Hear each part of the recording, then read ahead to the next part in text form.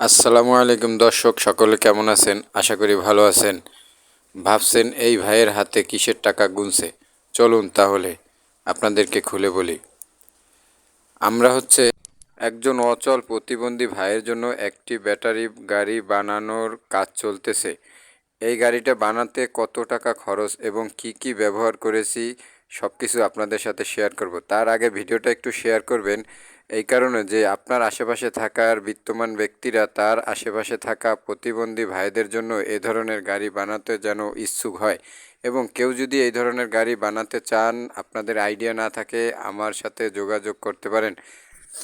দেখুন, আজ মরলে কাল দুদিন, মরার পরে সাদা কাপড় ছাড়া আর কিছুই যাবে না। দুনিয়ায় আমরা যা রেখে যাব তাই থাকবে।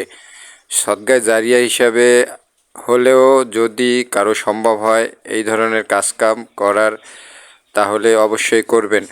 আর যদি কারো মন চায় যে এরকম গাড়ি দিবেন, লোক পান না, আমার কাছে অজস্র লোক আছে, তাদেরকে দিতে পারবেন। এবার আসুন মজবুতের কথা। এই গাড়িতে আমরা কি ব্যবহার করেছি? এই গাড়িটা বানিয়েছি আপনি অন্তত যে ভ্যানগুলি আছে মালটানা 700-500 কেজি এরকম লোড নিতে পারে এবং বড় ব্যাটারি। ভ্যানের যে মালগুলি, মজবুত মালগুলি, মোটা মালগুলি দিয়ে এই গাড়িটা তৈরি করা হয়েছে। এই গাড়িটা তৈরি করেছি একজন কি দুইজন চড়ার জন্য। সেম গাড়িতেই আমরা যদি পিছনে 5 থেকে 6 হাজার টাকা খরচ করি, তাইলেই হয়ে যাবে একটা যাত্রীবাহী গাড়ি। যেন অনেক লোক আছে, আপনার হাত চলে কিন্তু পা চলে না, তারা কামাই রোজগার করে খেতে চায়। আমার কাছে অনেক লোক আছে, এরকম গাড়ি যদি বানাই দিতে পারতাম তাদের, তারা সংসার চালিয়ে যেতে পারতো। তাদের কোনো ভিক্ষা করা লাগতো না বা ঘরে বসে থাকা লাগতো না। এই গাড়িগুলি বানানোর জন্য ঢাকাও আমি দেখেছি, আরও কয়েক জায়গা দেখেছি, বরিশাল দেখেছি, তারা দাম চায় অনেক বেশি।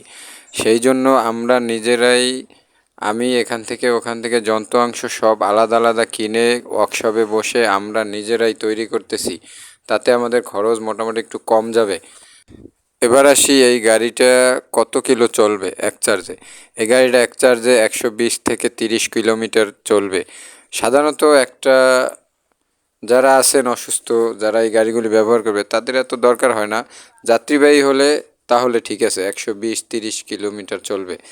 মোটরটা দিয়েছি খুব ভালো মানের একটা মোটর, যাতে কোথাও হঠাৎ করে বিপদ আপদ না হয়ে যায়। কারণ অচল একটা মানুষের নর্মাল মাল দিলে বিপদ হয়ে গেলে তখন সেই লোকটা কী করবে?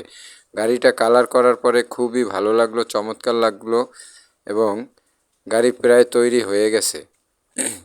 সব কিছু কাজকাম প্রায় গুছিয়ে নিয়েছি, এখন শুধু সিট বসানো বাকি।